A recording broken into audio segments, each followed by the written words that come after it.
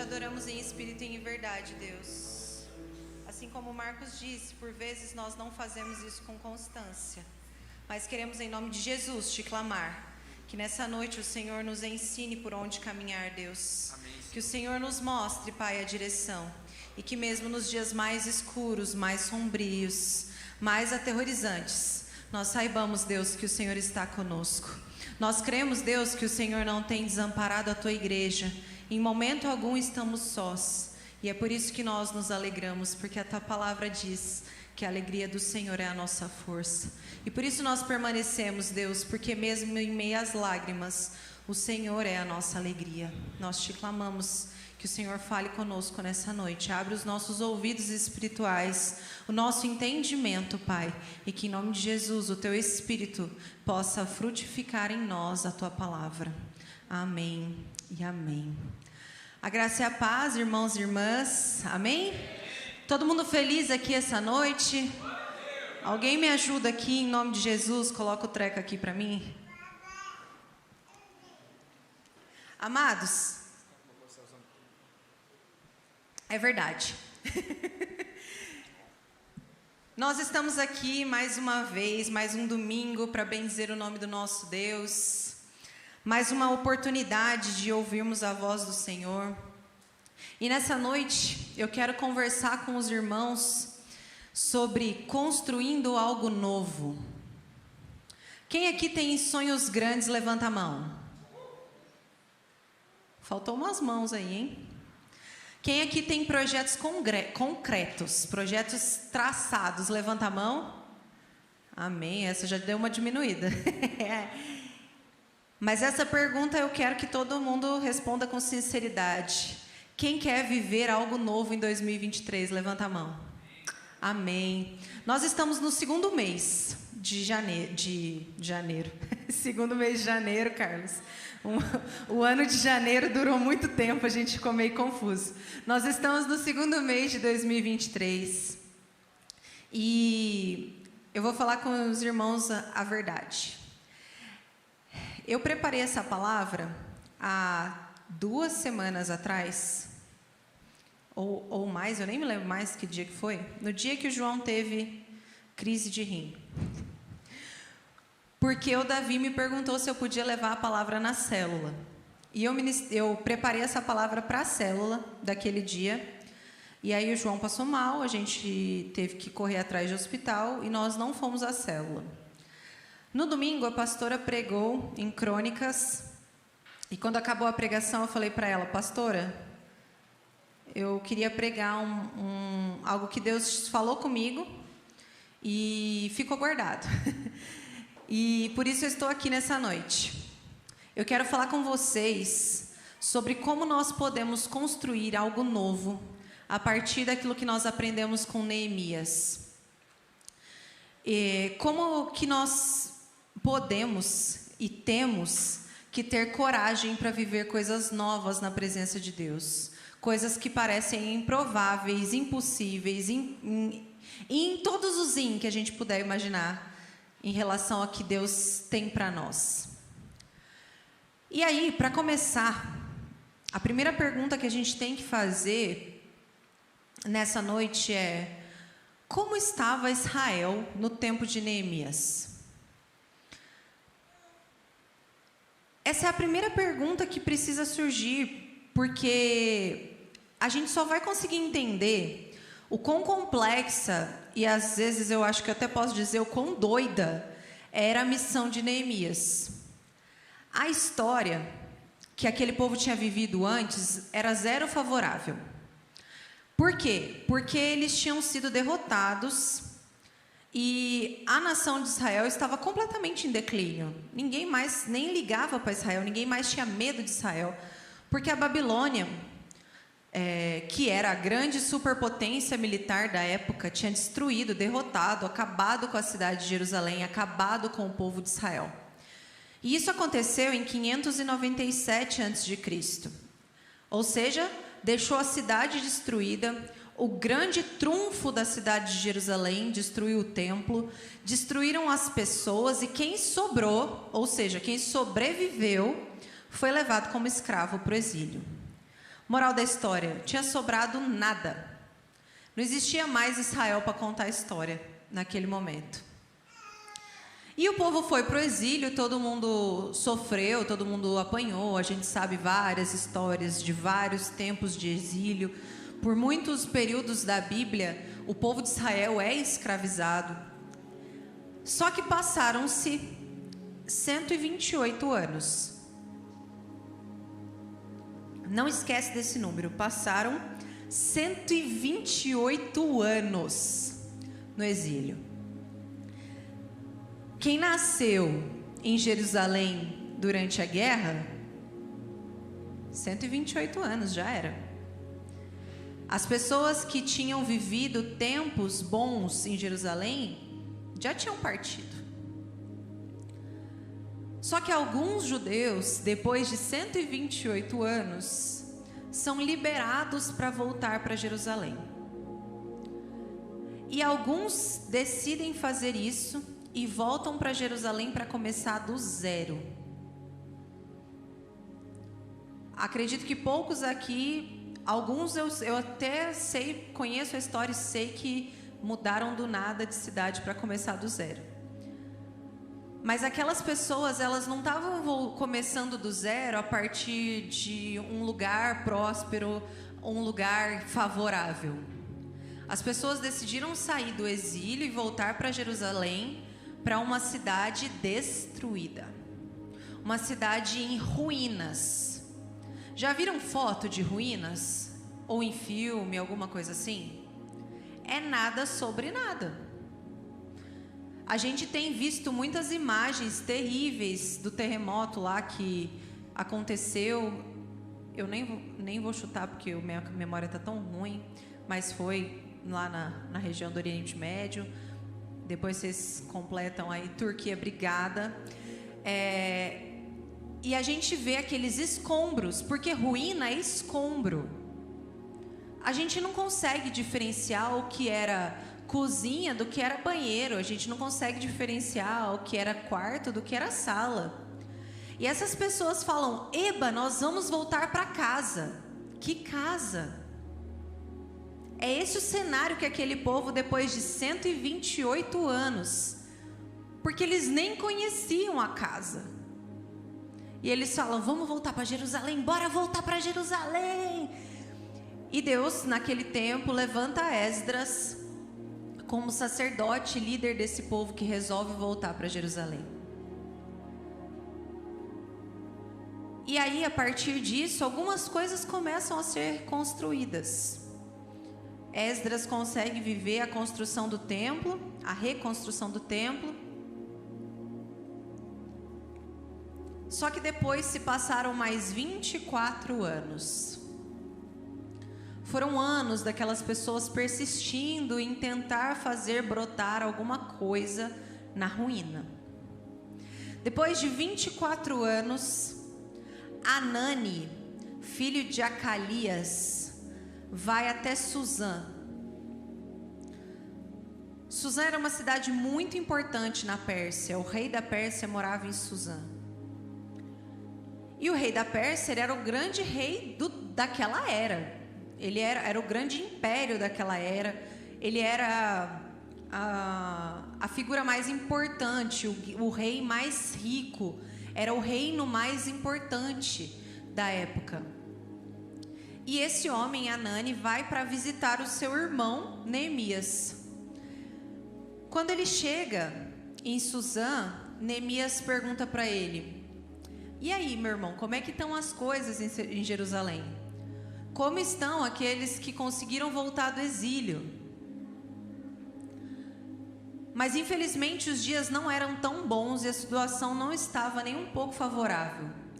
Por isso eu quero convidar você a abrir a Bíblia no livro de Neemias e não fechar ela mais, porque a gente vai ler vários textos. E eu quero começar lendo a resposta de Anani a Neemias. No capítulo 1, versículo 3, diz assim: Anani e os homens que estavam com ele responderam a Neemias. E eles me responderam: Os restantes, os que sobreviveram ao exílio, se encontraram lá na província. Estão em grande miséria e humilhação. As muralhas de Jerusalém continuam em ruínas e os seus portões foram destruídos pelo fogo. As muralhas continuam em ruínas e os seus portões foram destruídos pelo fogo. Irmãos, eu estava até conversando ontem, comentando que eu crio vários diálogos na minha cabeça. Eu amo inventar histórias. E eu começo a imaginar as pessoas que estavam em Suzã, os israelitas, os judeus que permaneceram no exílio, conversando um com o outro. Na minha cabeça, a conversa era tipo assim: nossa, a galera em Jerusalém deve estar bem, né? Nem são escravos mais, nem devem nada mais para o rei da Pérsia. O pessoal deve estar prosperando lá. Nossa, a promessa era boa.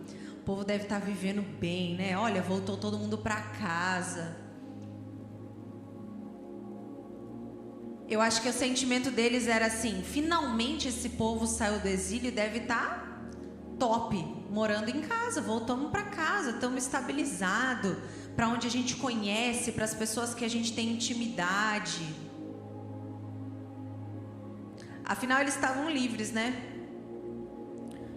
Só que o sentimento deles talvez fosse: eles estão bem e nós continuamos longe.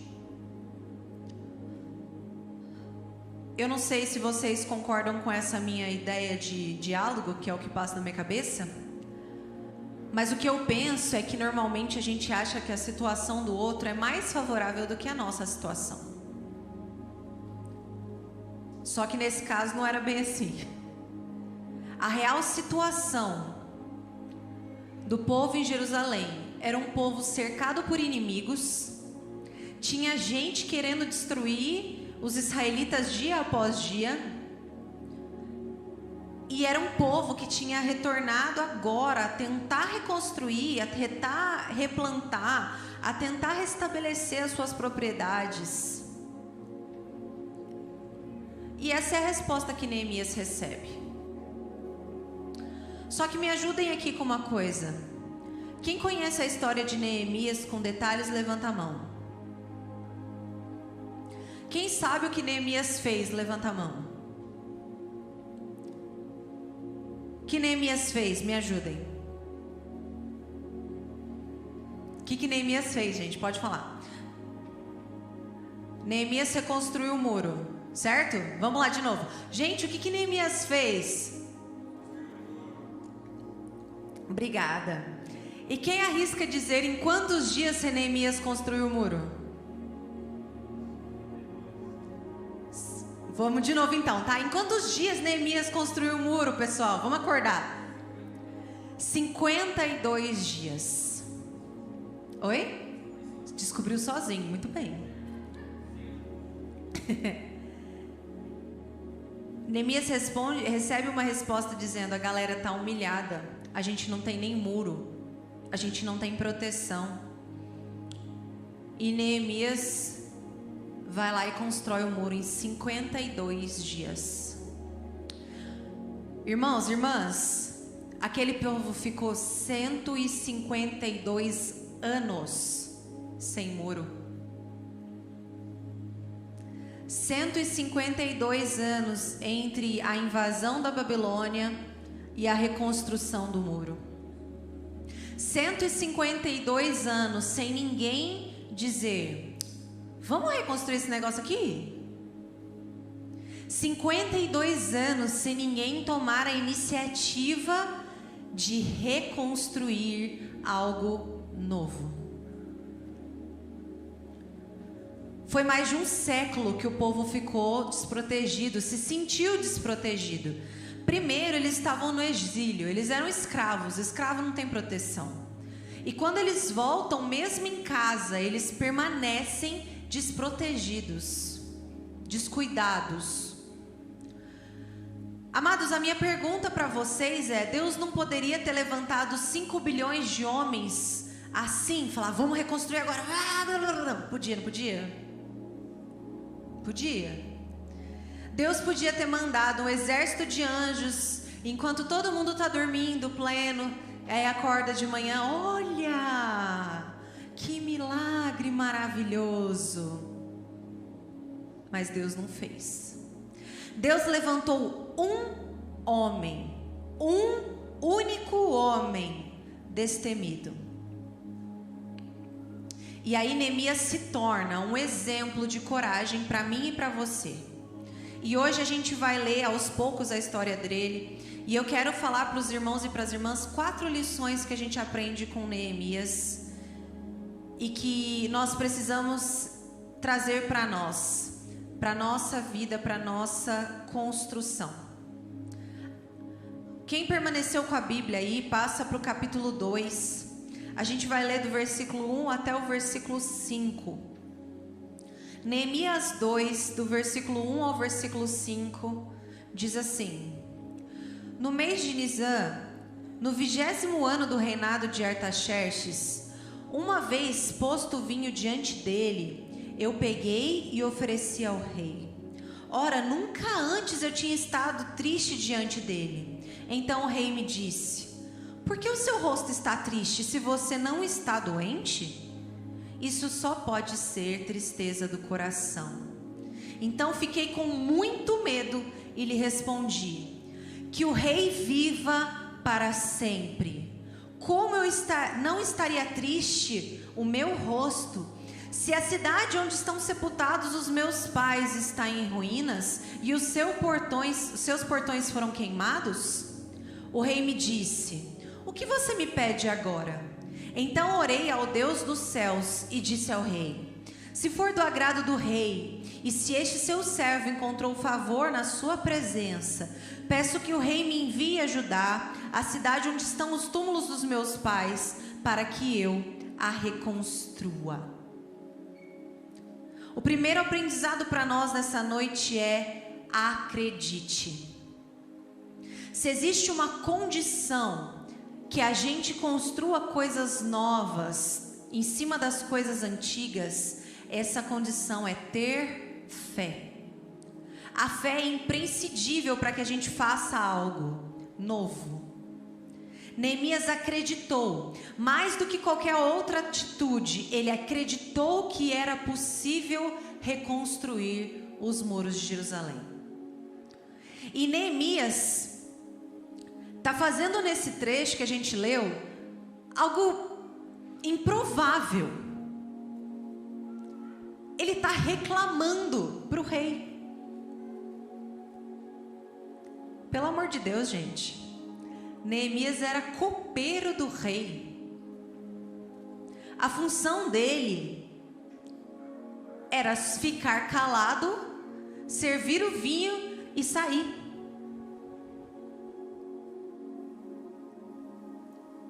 O que significa o vinho na Bíblia? O vinho significa alegria. A função de Neemias era levar a alegria ao rei. E como ele se apresenta para o rei? Carrancudo. E o rei, ele está tão insatisfeito que o rei fala: tá alguma coisa errada com esse menino aí. O próprio Neemias diz: eu jamais estive triste na presença do rei.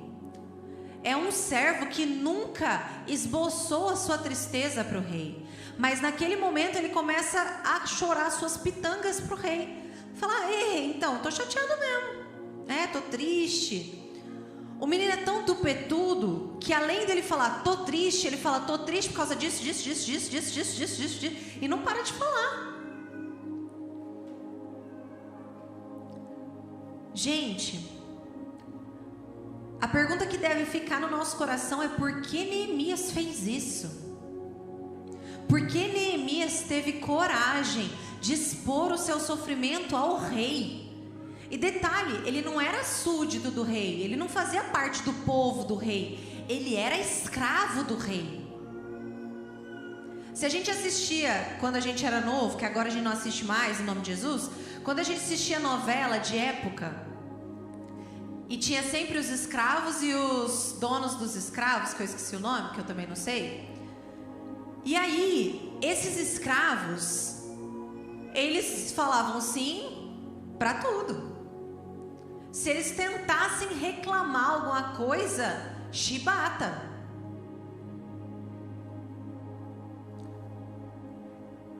A posição do rei, o rei podia virar e falar assim: você tá muito louco, eu não quero saber, corta ele a cabeça, mata ele, eu acabo com o meu problema. Você tá chateado? O problema é seu, copeiro próximo pode entrar. Mas Neemias acreditava que era possível reconstruir. Neemias nasceu ali, provavelmente, gente. Provavelmente não nasceu ali. Eram os 128 anos de exílio. E detalhe, ele não sabia fazer outra coisa. Se hoje em dia, que a gente tem tecnologia disponível, é difícil a gente começar uma atividade nova, imagina naquela época que cada um tinha ainda que aprender a profissão do pai, porque era a responsabilidade do pai ensinar o filho a fazer. E aí, Neemias vira para o rei como copeiro e fala: então, rei, deixa eu ali, porque na verdade eu acredito que eu posso ser engenheiro. Eu estou aqui como copeiro, mas na verdade eu acho que eu sou engenheiro. Era tão absurdo para um ser humano, mas não era absurdo para o Deus de Neemias. Mas ele acreditava nesse Deus. Gente, nós somos seres humanos. A gente já tem um monte de limitação que é física. Eu não posso dizer para vocês: eu acredito que eu vou voar e pular daqui, porque eu não vou. Porque isso é limitação física. Agora o problema é que a gente quer botar limitação além do que é físico. A gente impõe, a gente embute na gente limitações, enquanto na verdade Deus está dizendo: meu filho quer ser engenheiro, vai ser engenheiro. Se é isso que você quer, vai. Cada vez que você olha e você está diante de uma situação e você disser: eu não consigo sair dessa situação, isso eu não posso fazer, nossa, isso é grande demais para mim, isso aí eu não dá, eu sou mesmo todo errado. Você sabe o que você está fazendo, irmão, irmã? Você está dizendo que Deus fez um mau trabalho. Você está dizendo que Deus te criou mal. Deixa eu falar uma coisa para vocês. E eu aprendi isso há muito pouco tempo, e eu quero que os irmãos e as irmãs aprendam também. Nós precisamos parar de ficar pedindo para que Deus nos dê coisas. Deus, me dá um talento, não sei o que tem, eu quero fazer tal coisa. Para de ficar pedindo isso. Sabe por quê? Deus já te deu tudo que você precisa. Antes de você nascer, Deus te escolheu. Jeremias diz que desde o ventre da nossa mãe. Irmãos, Ele planejou. Você nasceu com as habilidades que você precisa para o propósito que Deus te criou. Você nasceu com os talentos necessários para o serviço dele. Por isso é nosso trabalho acreditar que podemos. Se vocês não sabem, eu vou contar que eu já fui Mary Kay. E tem uma habilidade que eu aprendi com Mary Kay, que essa eu não tenho. É a habilidade de vender. Essa eu não tenho. Não tá comigo. Mas quando eu preciso fazer, gente, eu acredito que eu tenho que fazer. E bora fazer, vamos vender. Não vendo bem. Já tô avisando com antecedência.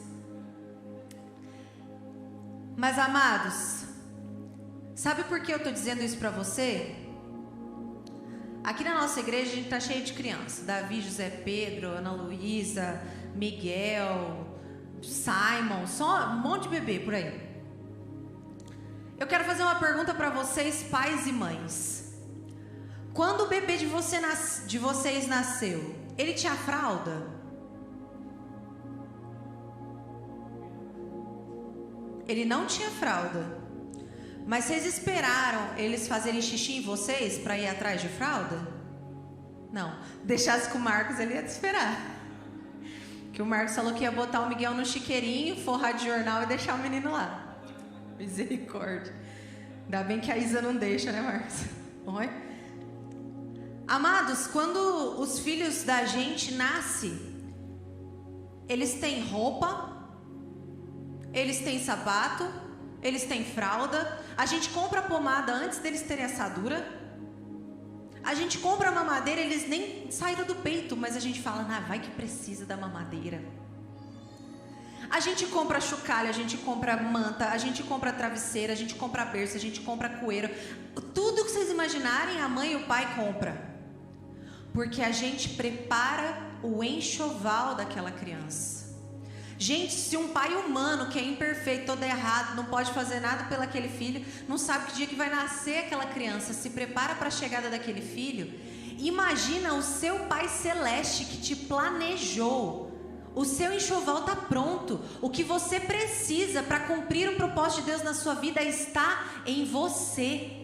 Ele não te fez incompleto, Ele não te criou pela metade, Ele não te fez para depois preencher, Ele te fez perfeito. Você tem os dons do Senhor em você. Desde o ventre da sua mãe, Ele já sabia qual era o sonho dele para a sua vida. Sabe qual é a nossa obrigação? Descobrir e usar. Porque só descobrir também não adianta. Se eu virar, por exemplo, para o João Vitor e falar, amor, a fralda dele está na gaveta. Ele vai abrir a gaveta e vai falar, tem fralda. Mas se ele não pegar a fralda e botar no menino, não vai resolver. É assim na nossa vida também. Se eu souber qual dom Deus me deu e eu não usar, vai adiantar de nada. Eu vou sair sujo de xixi para a rua. Pensa nisso. Quando você escondeu o seu dom e o seu talento, se lembra que você está andando sem fralda na rua. Aí você vai mudar de ideia, eu acho. Por isso, irmãos, acreditem. Acredita no seu potencial. Não porque você é o bonzão, muito longe disso, mas porque Deus sonhou com você. Ele te deu o seu potencial, o seu talento, porque Ele quer que você use ele na missão do Senhor. Neemias não estava fazendo uma coisa da cabeça dele. Neemias não estava fazendo uma coisa de qualquer jeito. Ele estava convicto de que havia em algum lugar dentro dele a capacidade de deixar de ser copeiro e de se tornar engenheiro. E ele acreditava que a missão de reconstruir os muros daquela cidade era uma missão importante. Deus colocou em cada um de nós o potencial de sermos engenheiros também. Para que a gente possa reconstruir muros, para que a gente possa reconstruir famílias, para que a gente possa reconstruir sonhos, para que a gente possa reconstruir ministérios. Eu não sei o que Deus está querendo te usar para reconstruir, mas Ele fez a cada um de nós com esse potencial. Se existe algo que Deus quer que você entenda, é que Ele conta com você nessa empreitada.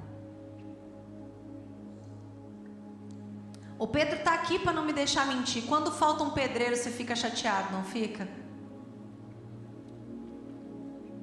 Quando falta você, Deus fica chateado. E não porque você fez falta fisicamente, mas porque você não está cumprindo o propósito dele na sua vida. Só que eu acho interessante, gente, que o diálogo de Neemias com o rei não acabou ali. E aí eu vou pedir para você abrir a sua Bíblia em Neemias 1. A gente vai ler do versículo 4 até o versículo 11. Depois a gente vai ler Neemias 2, do 6 até o 8. Neemias 1, 4 diz assim: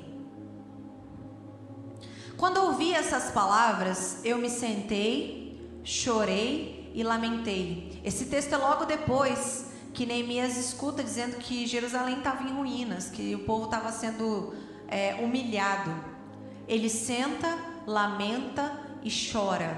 Fiquei jejuando e orando diante do Deus dos céus, e eu disse: Ah, Senhor, Deus dos céus, Deus grande e temível, que guardas a aliança e a misericórdia com aqueles que te amam e guardam os teus mandamentos. Estejam atentos os teus ouvidos e os teus olhos abertos, para que atendas à oração do teu servo, que hoje faço diante de ti, dia e noite, pelos filhos de Israel, teus servos.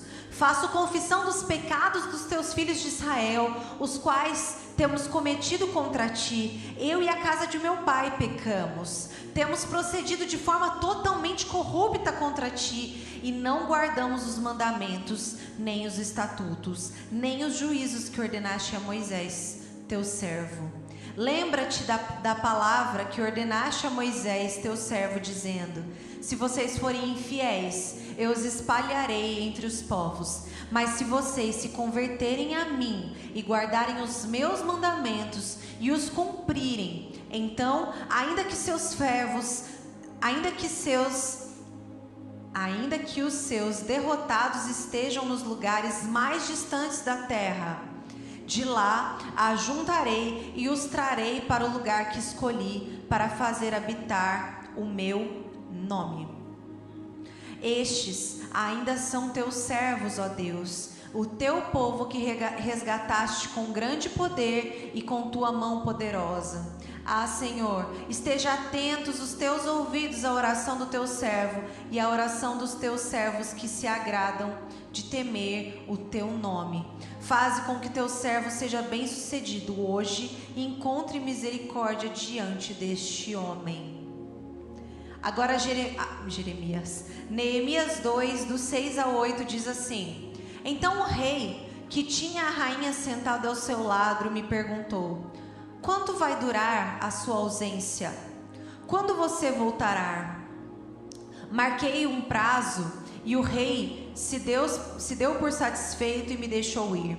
Então ainda disse ao rei: Se for do agrado do rei, que ele me dê cartas para que governantes da região do outro lado do Eufrates, para que me permitam passar e entrar em Judá.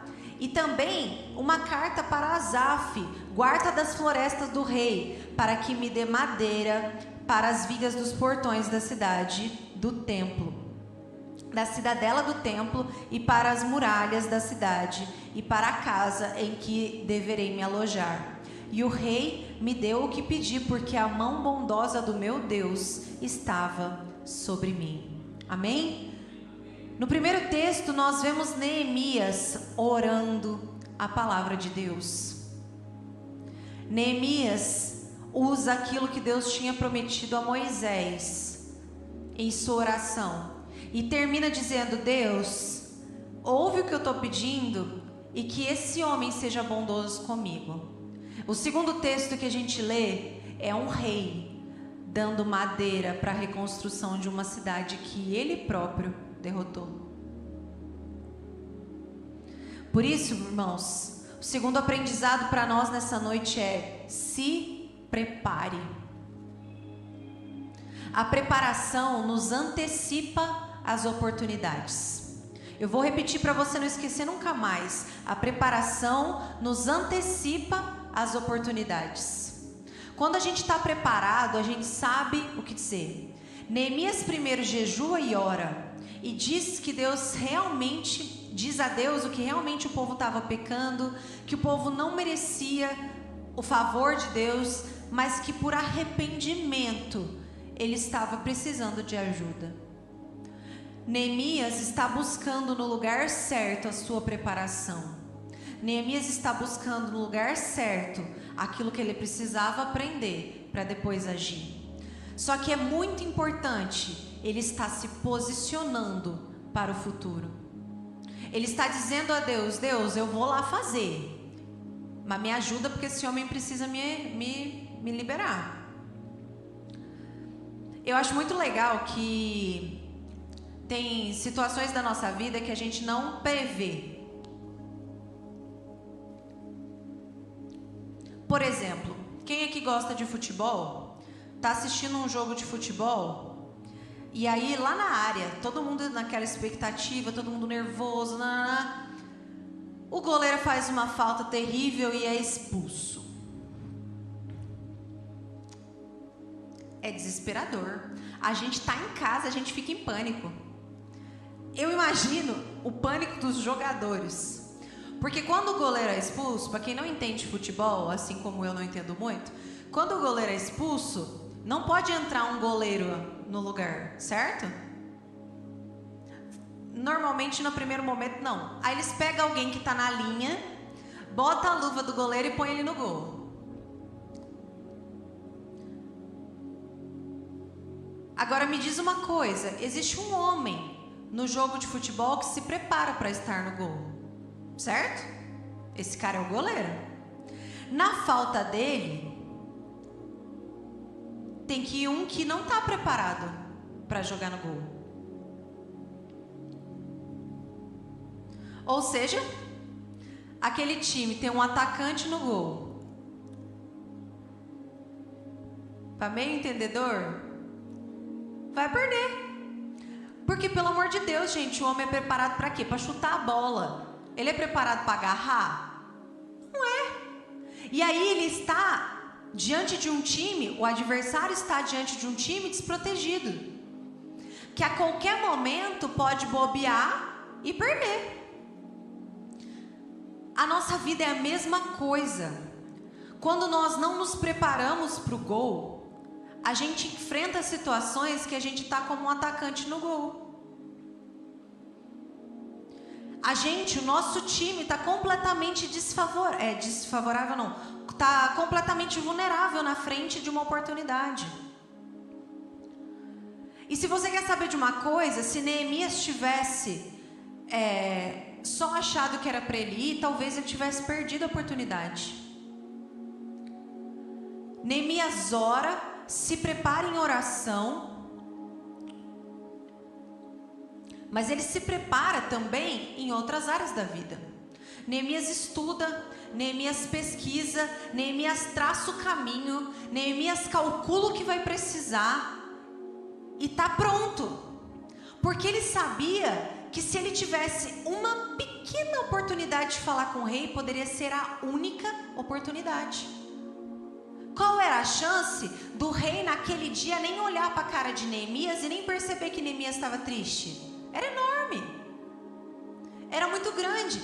E se Neemias não tivesse preparado e o rei percebesse que ele estava triste, o que ia acontecer? Nada. Por quê? Porque mesmo que o rei o liberasse, ele ia chegar diante do rio Eufrates e os caras que fazem a guarda do rio iam falar: você não vai passar.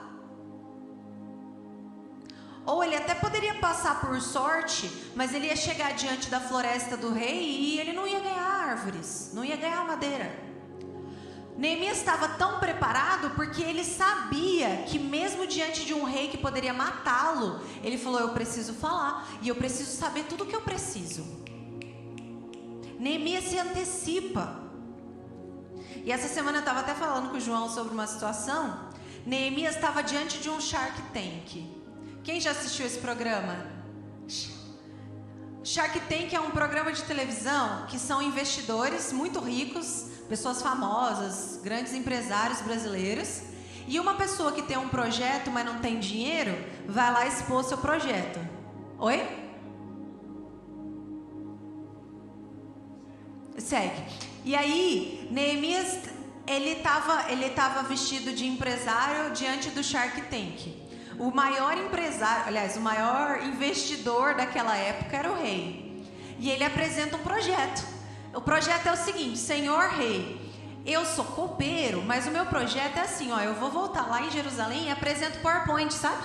Aí ele fala lá que vai voltar para Jerusalém, vai reconstruir o muro. E ainda fala: olha, eu preciso de investimento nisso, eu preciso de investimento naquilo, eu preciso de tanto tempo. Em tanto tempo eu estou de volta, fica tranquilo. Ele tinha um projeto de negócio. Só que se ele não tivesse as respostas certas para o rei, não ia ter nem choro nem vela. O rei ia falar: poxa, que triste, né? Sinto muito. Ia continuar o jantar dele. O rei pergunta para Neemias quanto tempo. Ele sabia quanto tempo. O rei pergunta para Neemias: você vai e volta? Volto. E ele pergunta para Neemias o que ele precisava. O rei pergunta? Pergunta nada. Neemias, além de saber tudo o que precisava, ainda foi cara dura, cara de pau. Virar e falar: então, Deus, já que você vai me deixar aí, rei, então eu vou querer isso, vou querer isso, vou querer isso, aquilo. Passou a lista de compra para o rei. E o rei falou: beleza, pode pegar e pode ir. Neemias estava preparado. E a minha pergunta para vocês essa noite é: você está preparado? Se a melhor oportunidade da sua vida te ligar amanhã às 6h20 da manhã, você vai estar preparado?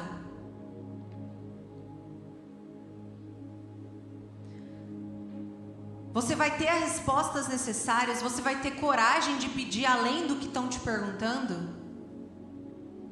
Se a sua resposta nessa noite é não, então prepare-se. A preparação, ela nos posiciona, como eu disse do jogador de futebol. Quando eu treino para o gol, eu estou posicionado no gol. Mas ela também nos aperfeiçoa.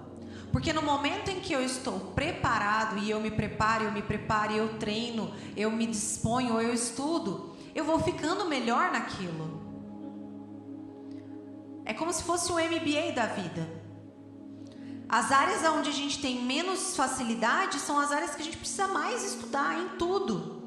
Nossa, mas eu tenho menos facilidade em levantar cedo. Filho, despertador, despertador, despertador, despertador, treina. Ah, mas eu tenho, na verdade, dificuldade de não falar palavrão. Treino. Minha dificuldade, na verdade, é de ser carinhoso. Treino. Nada nessa vida vem da noite pro dia, assim, ó, amanhã eu acordo perfeito. Não, ninguém vive isso. A preparação é um processo. E Neemias vive esse processo por um tempo. Ele não fica sabendo hoje que o povo está em ruínas e amanhã cedo ele vai direto conversar com o rei. Neemias não é apressado. E aí isso me leva ao terceiro ensinamento. Neemias é intencional. A oração de Neemias é intencional. A conversa de Neemias é intencional. A forma de servir o vinho para o rei é intencional. Neemias 2, do 19 ao 20, diz assim. Neemias 2, 19 e 20. Porém, quando Sambalate, o horonita, Tobias, o servo amonita, e um árabe chamado Gesem souberam disso, zombaram de nós e nos desprezaram, dizendo: o que vocês estão fazendo? Querem se rebelar contra o rei? Então lhes respondi: o Deus dos céus é quem fará com que sejamos bem-sucedidos. Nós, seus servos, vamos nos preparar e começar a reconstrução. E vocês não têm parte, nem dinheiro, nem memorial em Jerusalém. O que Sambalate, Tobias e Gesem queriam fazer? Eles queriam colocar em Neemias medo. Por quê? Porque se por algum acaso as pessoas começassem a achar que Neemias está se rebelando contra o rei, ele seria morto. Ah, mas vocês vão querer criar uma rebelião? Sabe o que Neemias faz diante disso? Ele fecha pela primeira vez a porta na cara desses caras. Ele fala: quer saber no negócio? Quem vai fazer é Deus, não somos nós. O que a gente está fazendo aqui? A gente está se preparando para a reconstrução. Mas quem vai reconstruir? Deus. Neemias sempre foi intencional. Ele sabia o que estava fazendo, ele sabia quem ele servia, e mais do que isso, ele sabia qual era o seu propósito. Neemias 6:3 diz assim: por isso enviei-lhes mensageiros a dizer: estou fazendo uma grande obra e não posso descer até aí, por que devo eu parar a obra para me encontrar com vocês? Essa resposta Neemias dá por algumas vezes para Sambalate, Tobias e Gesem. Eles queriam muito aterrorizar. Eles armam contra Neemias, eles tentam matar Neemias. E o próprio Deus havia avisado Neemias que haveriam ataques, que haveriam possíveis intercalços do caminho. E sabe o que Neemias faz? Neemias age intencionalmente. Em tudo que ele faz, primeiro ele sempre vistoriava. Primeiro ele sempre via o que estava acontecendo antes que ele falasse, antes que ele respondesse. E o que eu quero que vocês não se esqueçam, amados, que em todas as vezes que a gente decidir viver algo novo em Deus, sempre vai vir o medo para tentar nos parar. E quando o medo vier diante de nós, a nossa resposta deve ser: estou fazendo uma grande obra e agora eu não posso parar. Quando seus amigos tentarem te parar, para te incomodar, para fazer você fazer outra coisa, a sua resposta tem que ser: estou fazendo uma grande obra, eu não posso parar. Quando o diabo tentar vir te desanimar ou tentar te acusar com os seus pecados, a sua resposta tem que ser: estou fazendo uma grande obra, eu não posso parar e eu não vou perder tempo da minha vida com você. Porque nós vivemos numa era de medo de tudo. E gente, nós não precisamos temer. A palavra de Deus diz que maior é o que está em nós do que está no mundo. Eu vou ter medo de quê? E a palavra de Deus também diz que se Ele é por nós, quem será contra nós? A nossa resposta tem que ser sempre para o mundo, para as pessoas, para a tribulação, para falsos profetas, para o que for, o que levantar contra você, você fala: fica quieto que eu não posso parar, sai daqui. Porque a única estratégia que o diabo tem contra a igreja do Senhor é a distração. Ele usa coisas para tirar nosso olho do foco. A ideia de Sanbalat, Tobias e Gesem era que se Neemias parasse a construção, eles conseguiam derrubar o muro. Tobias diz: uma única raposa que subir lá derruba tudo. Gente, enquanto a parede não está pronta e a gente parar e olhar para trás, já era. Vocês já viram uma arte, eu nem sei em que museu que está, que eles colocam um livro para falar do impacto da educação? Eles põem um livro e fazem uma parede em cima de um livro, que fica tudo desnivelado. Ou um tijolo fora do lugar, eles poderiam estar despreparados. Uma pedrinha que tivesse fora do lugar na construção podia derrubar a muralha. O medo não pode ser maior na nossa vida, porque nós temos um Deus que está acima de todas as coisas. E se você não entender, o medo não é maior do que o Deus que você serve. Eu vou pedir para os irmãos repetirem comigo para a gente não esquecer. O medo não é maior que o Deus que eu sirvo.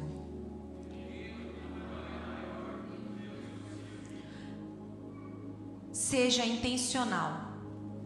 Seja intencional nas tuas decisões. Seja intencional nas suas palavras. Seja intencional nas suas atitudes, nos seus negócios.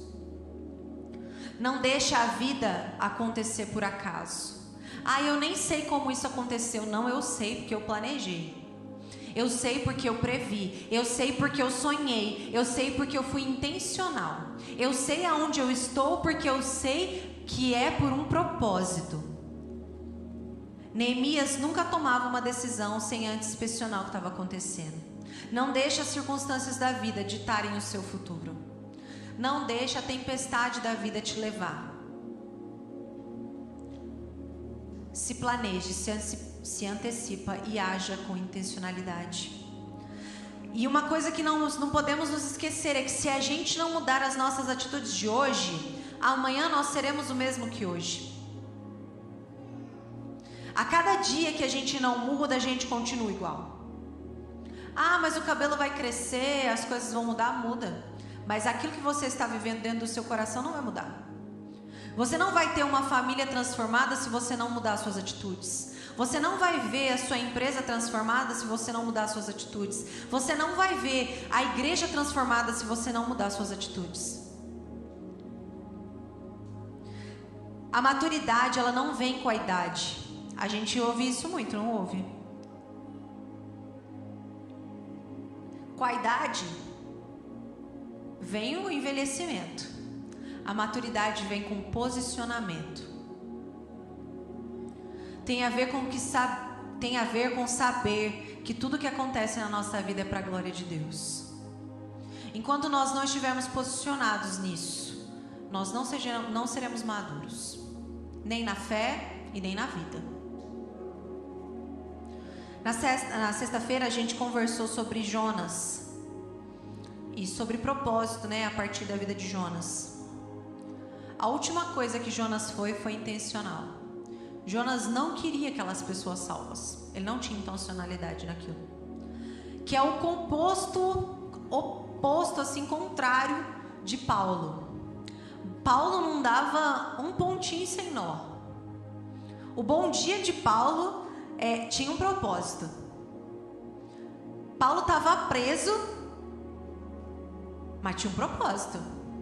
Na sexta-feira da outra semana, eu falei pro pessoal que era spoiler, que era para todo mundo fazer cara de surpreso. Então agora é a hora, tá, gente?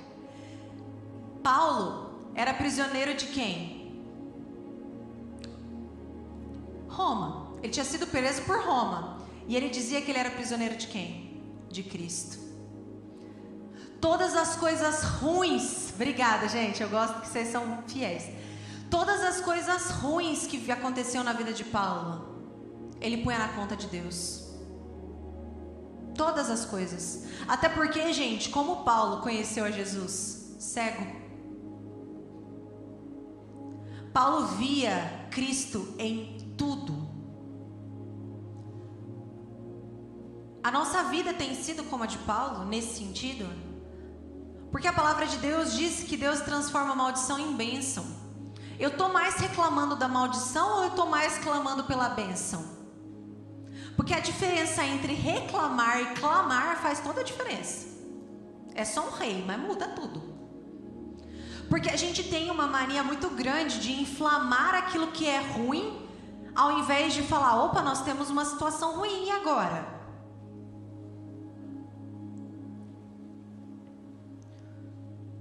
Deus transforma tudo em bênção, só que basta a nós.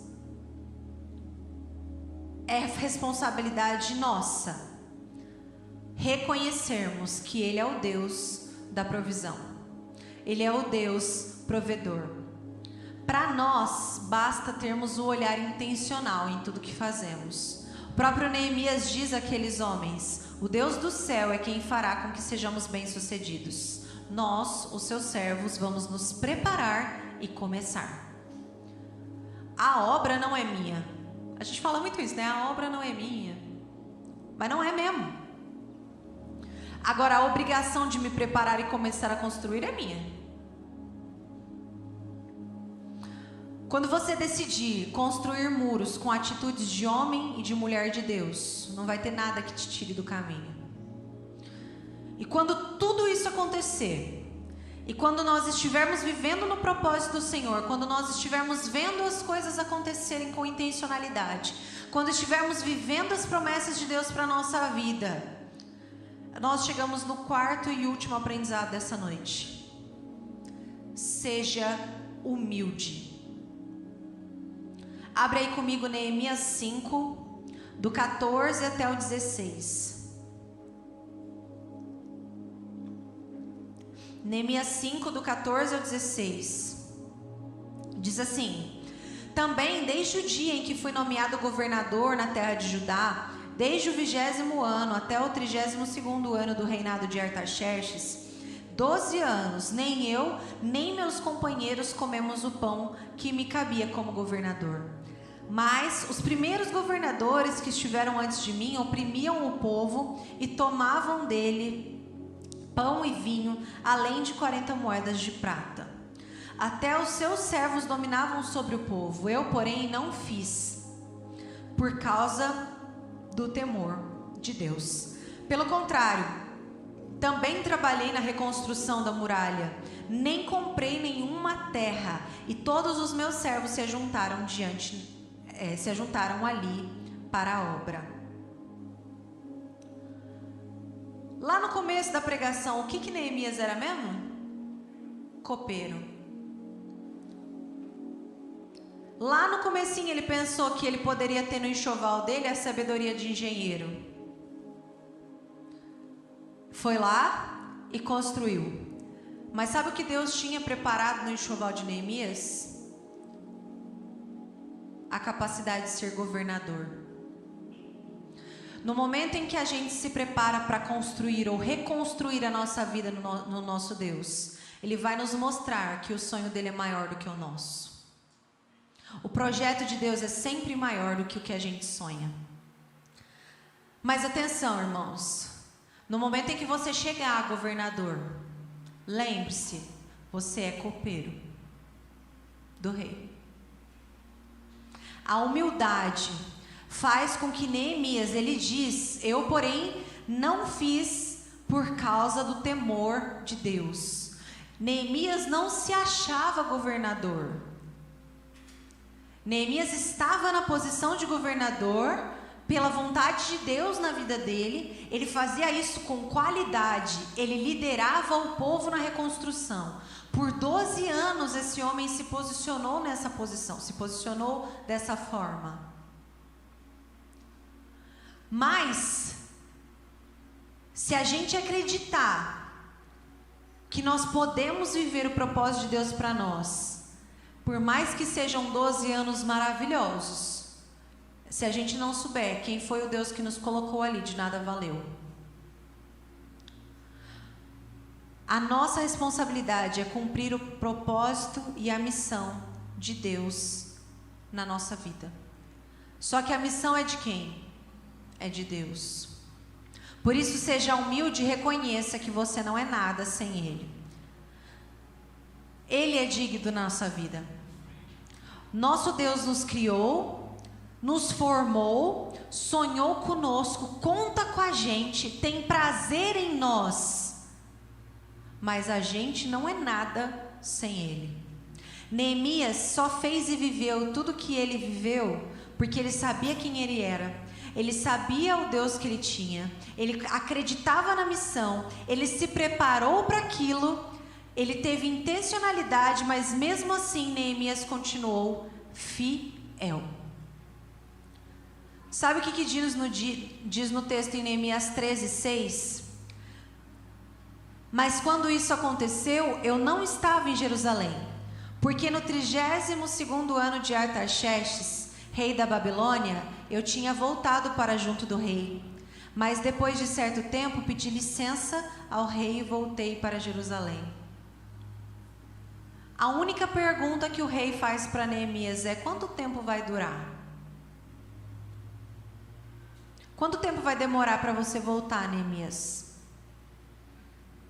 E Neemias acertou um tempo e ele foi fiel. Ele estava como governador. Ele poderia ter ido até o rei e dito: querido rei, agora eu sou governador. A gente combinou 13 anos, mas eu acho melhor eu ficar lá, não é? Não. O que ele prometeu para o rei é: no final desse tempo eu volto. E o que ele faz? De governador, ele volta a ser copeiro. E ele volta a servir ao rei com alegria. Ele foi fiel à sua promessa e voltou para Suzã. Neemias foi fiel a Deus em todo o tempo. Neemias foi fiel a seu povo e lutou para que aquela cidade fosse reconstruída. Em nenhum momento Neemias deixou o povo sozinho. Em um outro versículo, quando vocês forem ler Neemias, vocês vão se lembrar. Neemias diz assim: nem a roupa do corpo a gente tirava.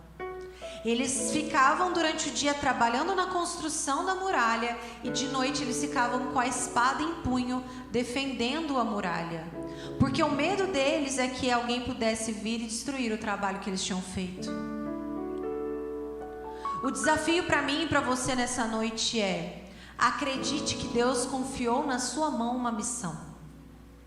Prepare-se para construir grandes coisas em Deus.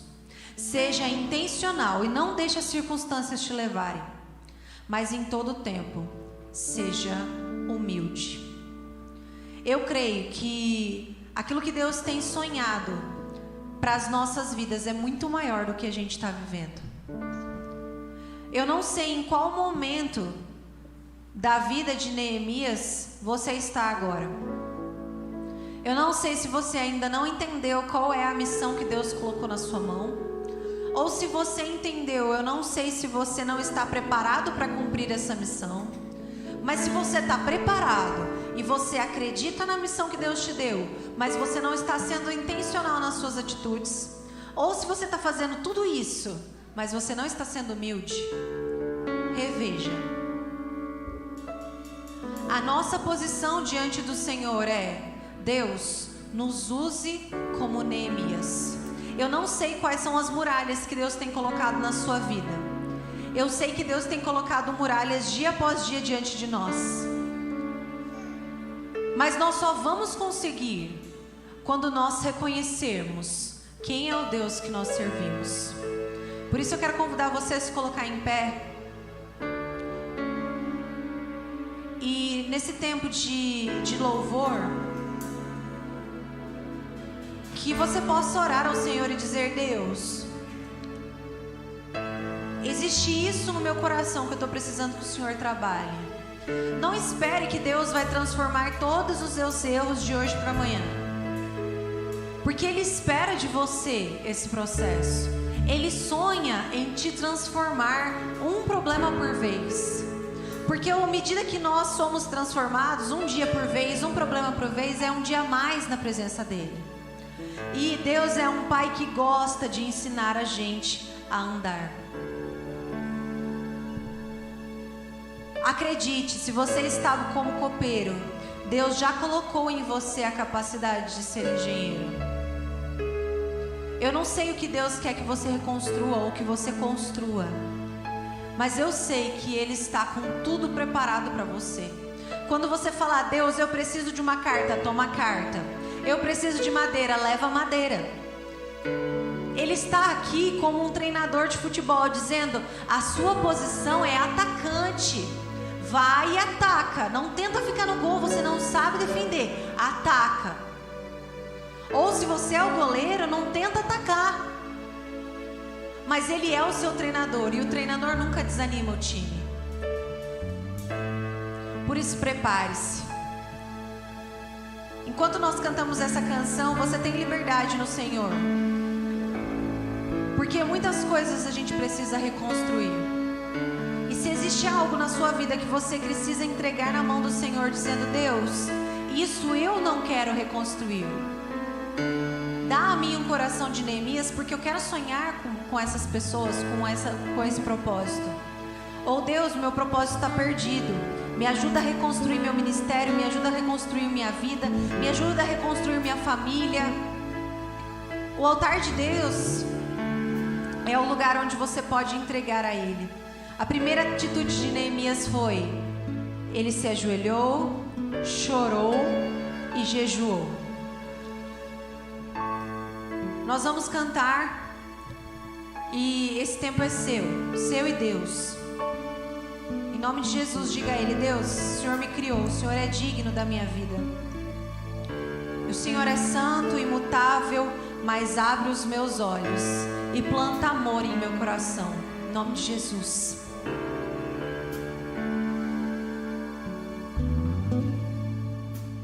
Digno desta canção, só Tu és, Senhor. Digno do meu louvor, só Tu és, Senhor. Digno da minha vida, Tu és, Senhor. Oh, eu sou Teu.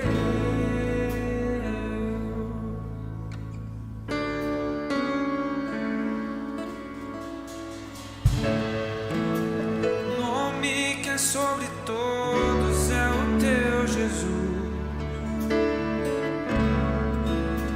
fonte da salvação, só Tu és Jesus. Digno da minha vida, Tu és Jesus. Oh, eu sou Teu, eu sou Teu.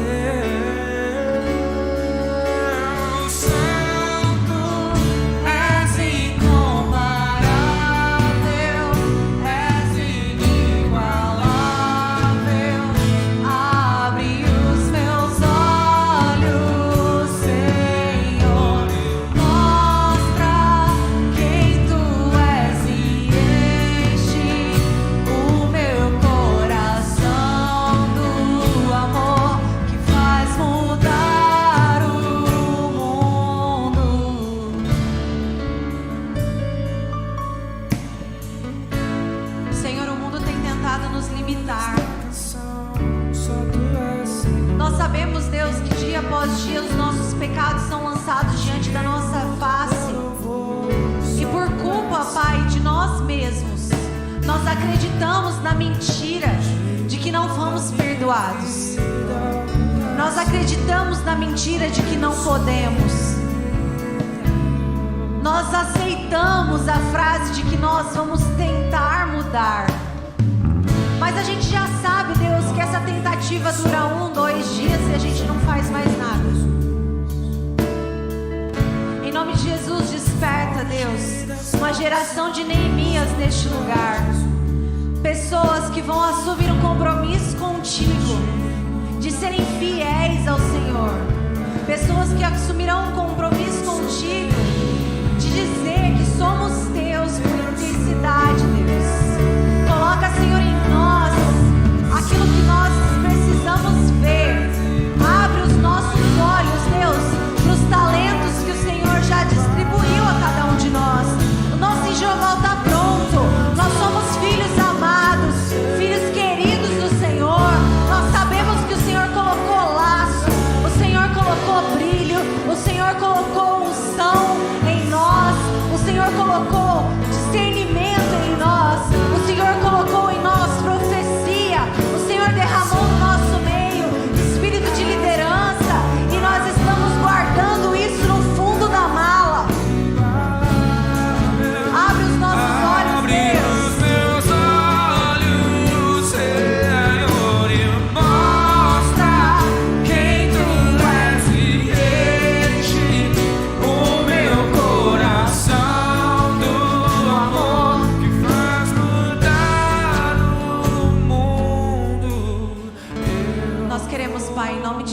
Nessa noite, Deus, dar o passo de fé de Neemias, que preparado disse ao rei: eu vou.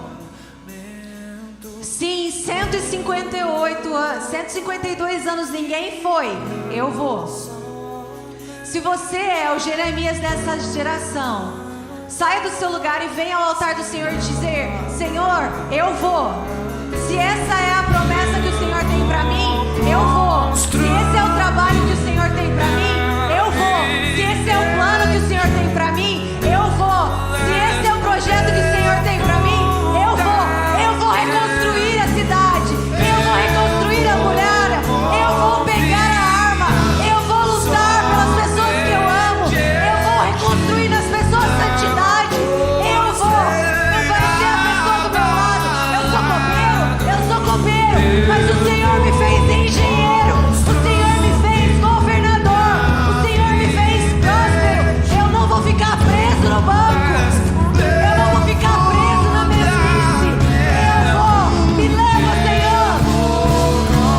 Confia somente em ti, não vou ser abalado. Santo és incomparável, és inigualável. Abre os meus olhos, Senhor.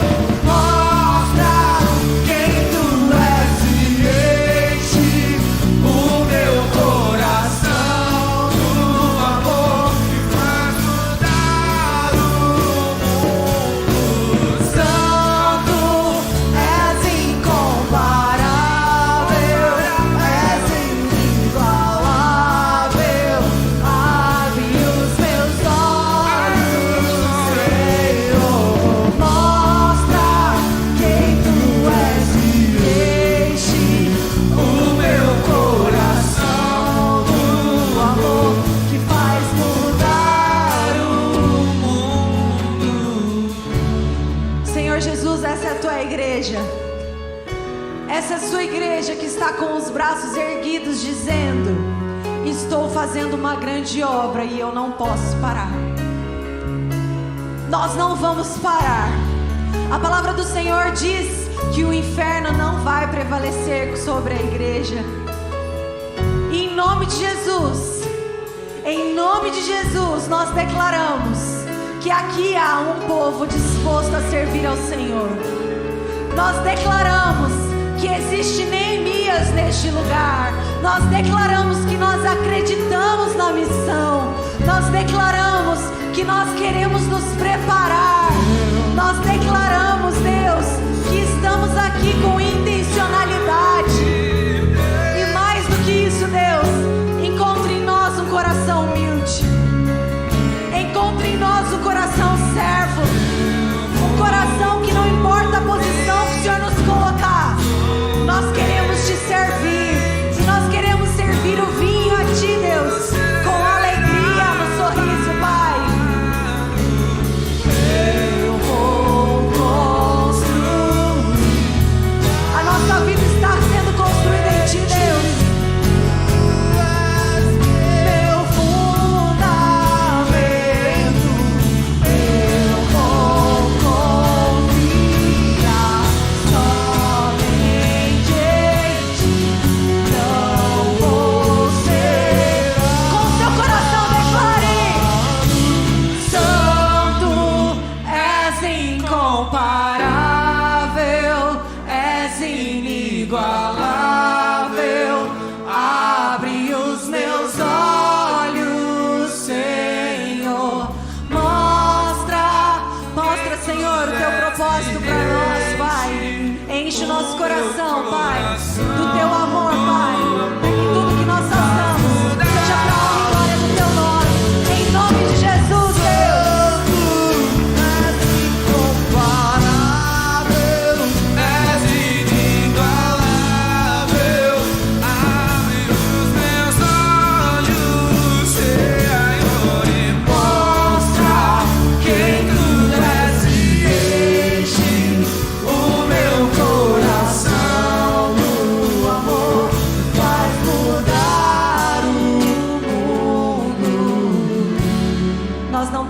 Temer, Senhor.